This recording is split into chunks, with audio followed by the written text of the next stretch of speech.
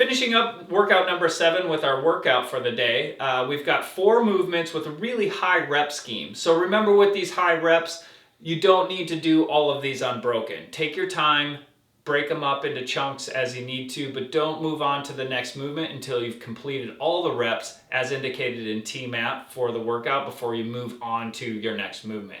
So we're going to start with 1 gallon jug single arm rows. So we're going to focus on having the foot down on the side that we're rowing with. So if you're rowing with your right arm, you're going to have your right foot down on the floor, stabilizing with the left arm and knee on a bench or chair.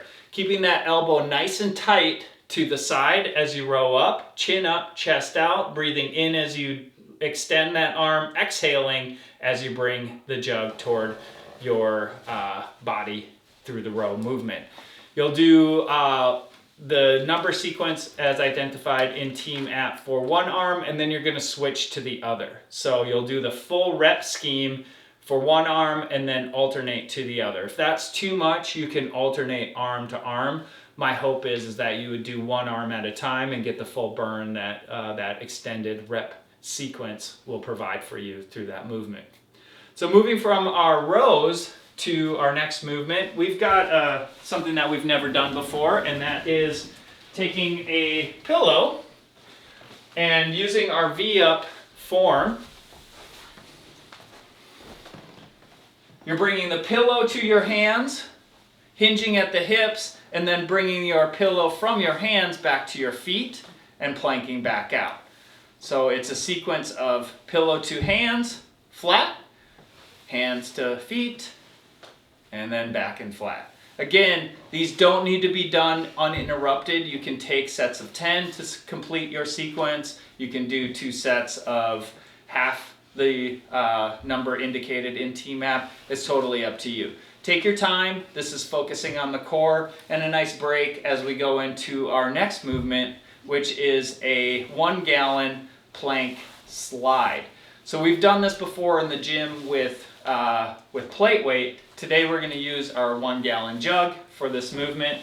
We're going to start in plank using our form, pushing back on the heels, lifting those knees tight in the core, and then we're going to slide that jug out and then back toward us and then back out, alternating hands between each slide.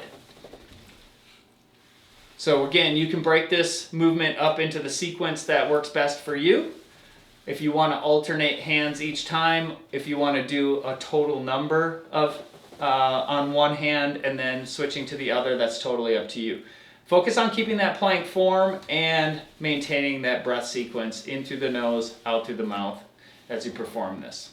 Finally, we're going to move into our last movement of the workout, and that is a 1 gallon jug squat into a one-legged overhead press. So we're going to front squat or front rack the jug, and we're going to squat down, bringing our hips to our heels as best we can. And as we come up, we're going to shift the weight onto one leg, pushing that jug all the way to the ceiling. Squatting back down, pushing that jug up, balancing on the opposite leg of the side that we've got the weight on.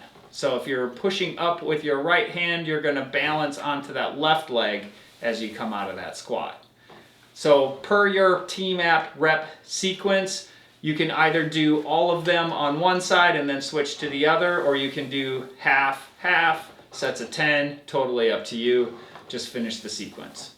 That's it for your workout for number 7. Remember to check out all the rest of our workouts on your T-MAP, and then the subsequent demonstrations of technique on the Loppet Cycle Works YouTube channel.